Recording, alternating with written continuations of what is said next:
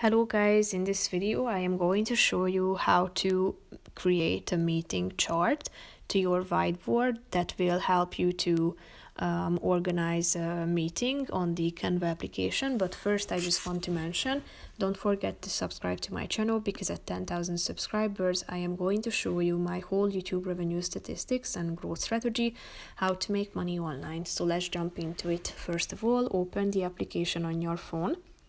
After that, you should tap on the whiteboard button at the top and select the whiteboard you would like to use. And after that, you should click on the plus icon that will appear in a few seconds down below in the left side corner.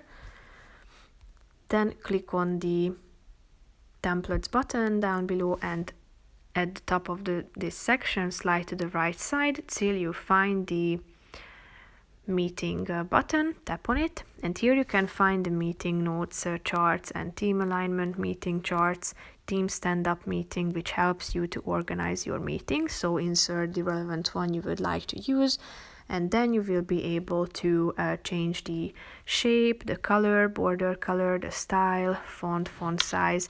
And then as you zoom in, you can also add the pictures of your group members here. You can also